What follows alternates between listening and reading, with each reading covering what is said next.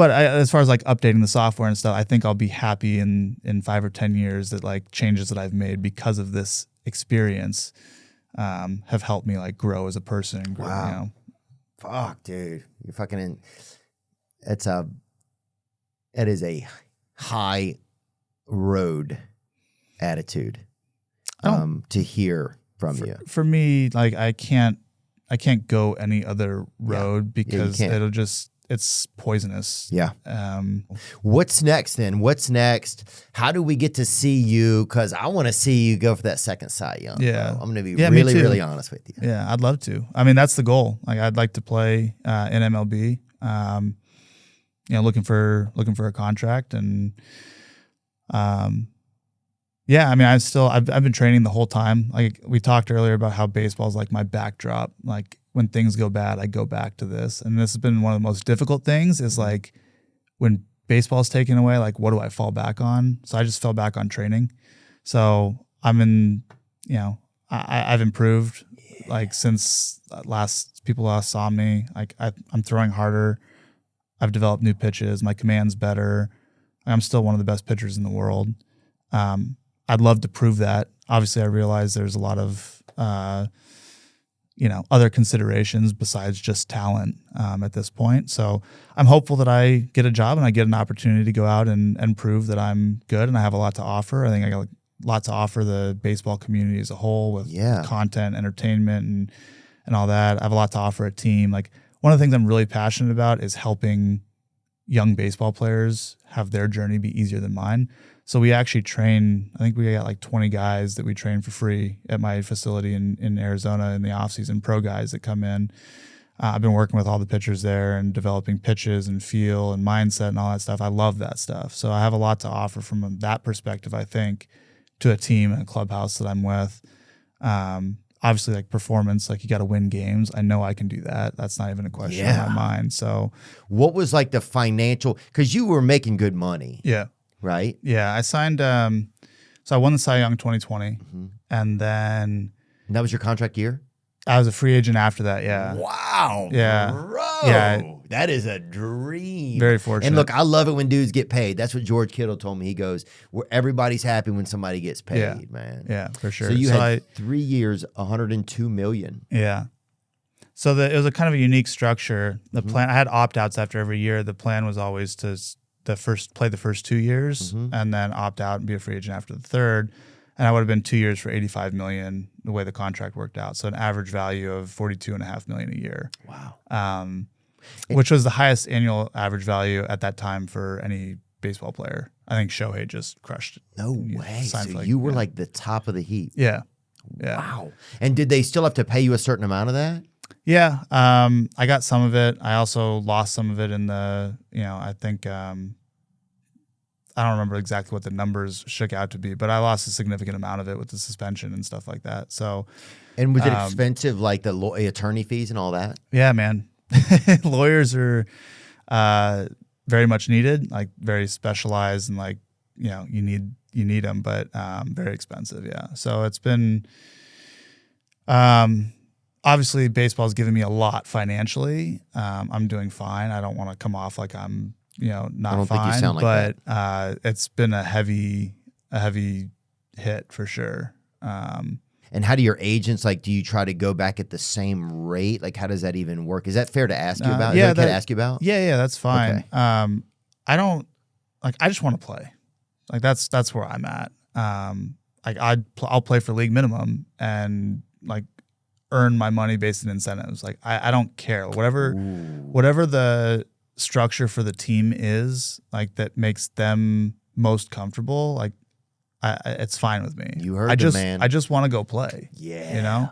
Yeah, like incentive based, right? Yeah. I'll like, show you. If you sign me and like something's not going right and you don't like the reaction or you don't whatever, like you can cut me and then you don't have to bear the the brunt of signing this. Let's say it's a $10 million contract and something's not going right and you still have to pay the $10 million. I don't need that. Like I want a job. I want to go play. And let me just prove that I'm still one of the best pitchers. Let me prove that I have a lot to offer the organization. Yeah.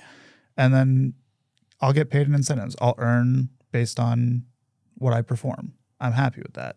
I've never like I've always wanted to be that way too. Like I've only wanted to sign 1-year contracts because I never want to be the guy that signs a long-term deal and then is like, okay, well, I'm getting paid regardless, so performance doesn't matter, and I'm just gonna like play out my years or whatever. Yeah, I'm just gonna get massages or whatever, paint my nails or whatever. Yeah, like shout out to the guys that paint their nails, no problem with it. But like, no judgment. Yeah, but like I'm an intense competitor, and I just want to go compete. Right. And like, I would like to be compensated fairly for what I produce. So if I produce nothing, I don't feel like I should be compensated anything. If I'm the best pitcher in the league, I feel like I should be compensated for being the best pitcher in the league. And the easiest way to do that is just like minimum risk for the team. I'll play for the minimum. And then if I pitch really well, then have incentives that reward me for pitching really well. And the value that I give to the team is equally shared, and both sides feel like they won. Wow. I'm happy to have any sort of like I want to work together with the team. I want to be a positive in the community, in the clubhouse, on the field, like overall for the game of baseball. I know that I can be that. I have no questions about it, which is why I have no problem taking like a incentive-based contract, because I know that I can go out there and deliver. I know the type of person that I am. I know the type of results that I'm going to be able to produce, and I'm willing to bet on myself in that way. Amen. But at the end of the day, like I just want to compete. Like I just want a chance to go compete and like do the thing that I've spent 30 years becoming one of the best in the world at, and the thing that I love to do. Bro, I would if I had a team, if we had a spot here, I'd hire you right now. I'd hire you to pitch. What would you call it? What's your team name be? Oh, that's a great question, huh? Put you on the spot. What's a good team name? Probably maybe the Reverb or the Lisps. The Lisps? Yeah. Yeah, dude, there's so many teams. How many teams are there? You could play for so many teams. Yeah, we got 30 teams out there. Bro, some of them are bad, dude. They need you. I mean, some of these teams are dang bad. Yeah. Or they could be doing, you could maybe help. Yeah. I think I could. I mean, I don't think there's a team out there that I wouldn't help in some way, right? But I also, seeing the other side of things, like there's a lot of, potential distractions, PR concerns. I don't think they would be as much as people think they would be. I think it'd be like a couple days story and then it'd be gone. Personally, I could be wrong, but you think there would be some publications out there that would feel like, hey, the least, a way that we could be supportive after, maybe leading the charge with not being as supportive, it's trying to even the score, Yeah. But I don't know. That's my thoughts. Yeah. I mean, it'd be nice, of course, but I'm not gonna. It's out of your control. Yeah. If it happens, it happens. Like Mookie coming out and saying some stuff publicly was like I would never ask him to do that. He but just it was did that. So like it meant a lot to me. Wow. Mookie's my guy. I love that guy. Mainly like I want to play, man. I miss competing. Was it tough was there certain parts of the season that are tougher to watch? Like when it gets into playoffs, or it's all just kind of tough? It's been tough to watch baseball. Because like I know I'm good enough to be out there, and I want to be out there, and I haven't had the opportunity to be out there. When I was in Japan last year, I watched a lot of games because I was like, okay, I'm here, I'm playing, I'm like in it, I can respect what the other people are doing, I can learn from it, I'm like figuring things out, and that was nice to have some of that back. I don't think it's been healthy for me to like consume MLB content the last couple of years, which is sad because like everything that I've tried to build is like grow that entity and to like help build it. And then I'm still involved in doing that.